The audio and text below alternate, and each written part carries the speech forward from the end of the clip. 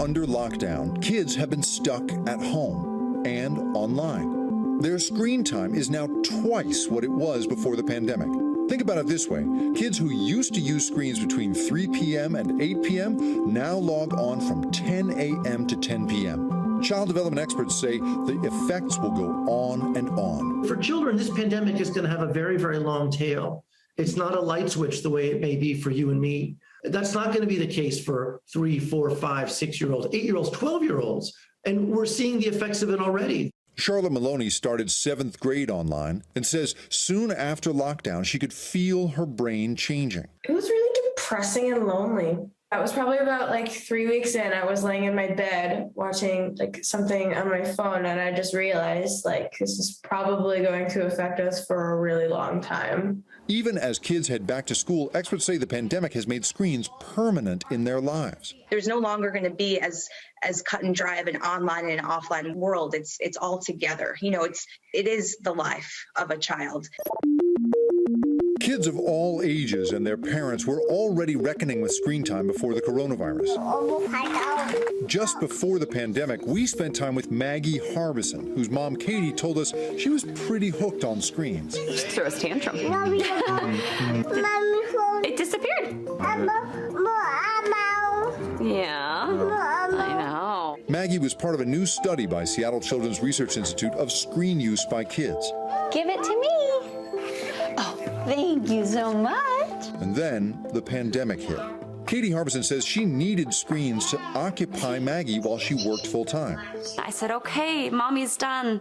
Let's go play. And she woke up the next morning and said, oh, you can go work now. Because I want to watch, it was Dora or Clifford the Red Dog. But I said, I want to play with you, and I'm trying, and you don't even want to do it. That was my low point. Katie Harbison took 4 months off from work, something that she knows many families couldn't afford to do. We took the financial hit because it wasn't worth going back to her not wanting to do anything except watch screen time. What should a parent coming out of this pandemic do to compensate for the time they have spent under lockdown? It's really important that you cannot just withdraw the screen. All right, you want to do some chalk or you want to read a book? A book. You have to be prepared to replace it with something else. You silly goose. We need to start now, if you will, the process of weaning children off over-reliance on screens and back into normal life. Yay.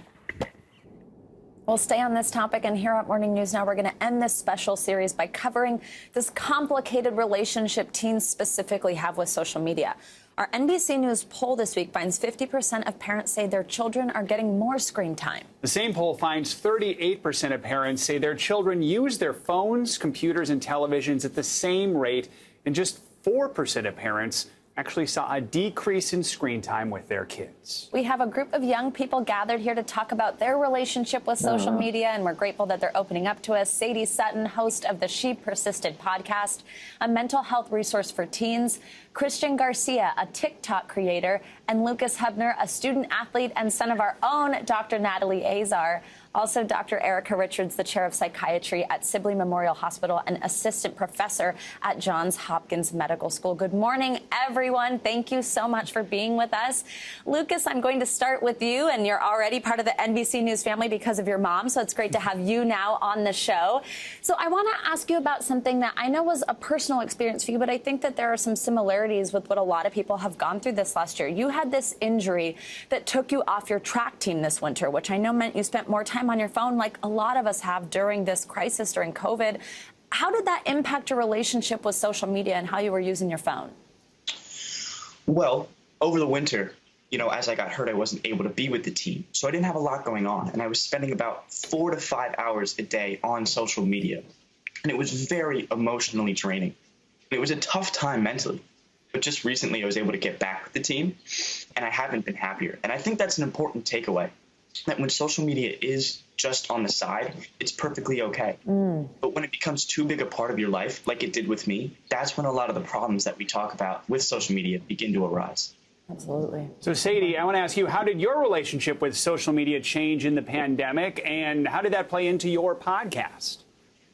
Yeah, I think I had a really unique experience in that I was able to lean into creating on social media rather than just consuming. And the more free time with the pandemic allowed me to really do that and just go 150% in creating promotional content, creating more content for the podcast, and create a more positive, created, inspired relationship with social media rather than just consuming and comparing myself to others from a more personal perspective.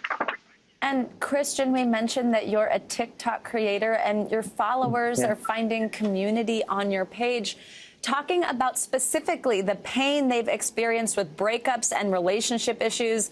Christian, there's been periods in my life where I could have used your page because we all hate a breakup. It's tough. But this is one of the good things that can come out of social media is when you can find community. So tell us, how are you connecting with people online in these times? Yeah, well, honestly, the pandemic has really played a role into that because, back in November, I think it's when I started, I was down bad myself, and I didn't really have anybody else to talk to at the time or hang out with because of the pandemic. So I did what most people probably wouldn't do, and that's record myself expressing my thoughts and feelings about what I was going through, and I posted it on the internet. And I guess what I had to say resonated with a lot of people, and that's how I ended up here today, I guess, with the following that I have. Helping us through heartbreak. All right, now that we've heard all the stories, let's bring in the doctor here, Dr. Richard. So the Mayo Clinic says social media use can also negatively affect teens, distracting them, disrupting their sleep, exposing them to bullying, rumors, spreading unrealistic views of other people's lives, and peer pressure. That's a lot of negatives there. Yeah. Let's talk about screen time and social anxiety and try and give people some useful tips. In your mind, how much is too much time online?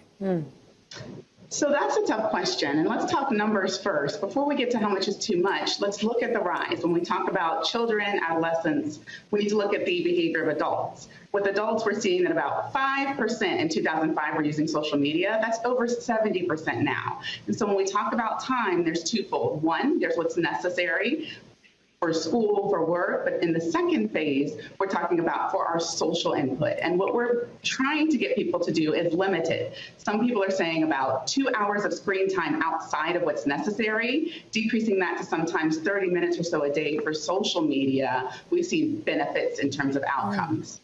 So, Christian, I want to go back to you hearing that information because what I think is interesting about what you do is your TikToks handle loneliness and grief and lockdown, so you're keeping people connected. But how do you set boundaries for your own self when you know you're kind of doing something good like that for people? But how do you step away, keep your own screen time in check?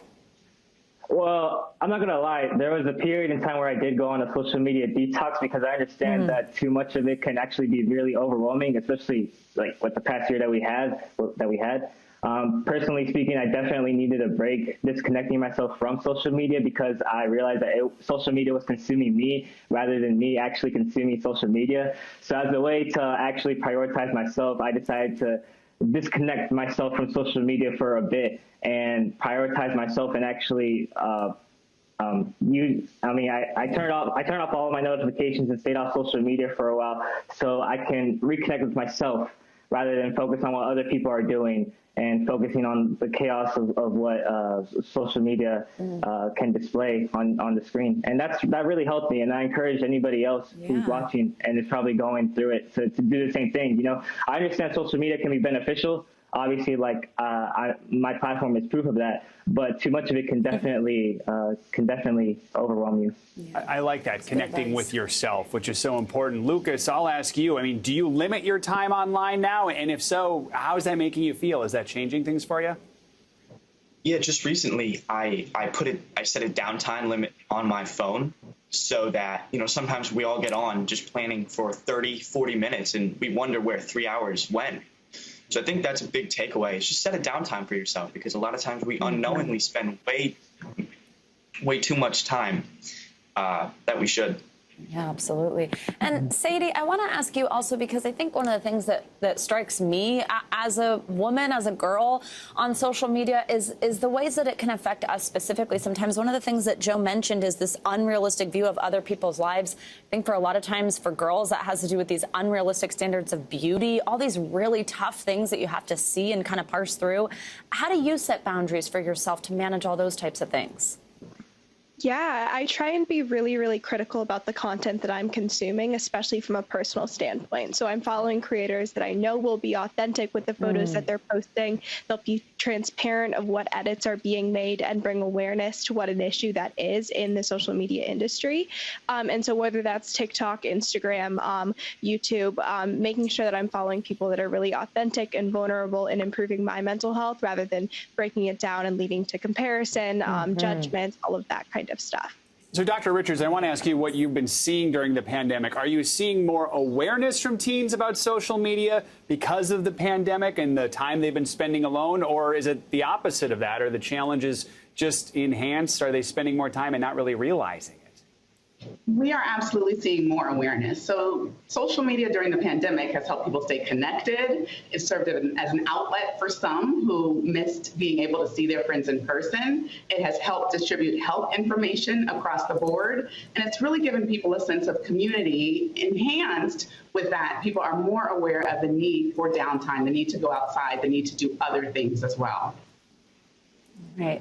You guys, what a great conversation. Thank you all for joining us. And I know that this is something that's hard to open up about sometimes, how this stuff can be tough. So we really, really appreciate it. Yeah, we appreciate you being candid and sharing this. We know it's not easy, but you all did a great job. Yeah, you really did do a great job. And it's something that's become so important during this time. So thank you all. And for those of you who are working on creating these videos that bring people together, thanks for what you're doing, because you are making a place that can be really dark and scary a little bit brighter. So thank you. All right, coming up, he predicted the winner of the Kentucky Derby, pardon me. Now Steve Kornacki is weighing in on tomorrow's Preakness Stakes, and we'll hear about the drama up next.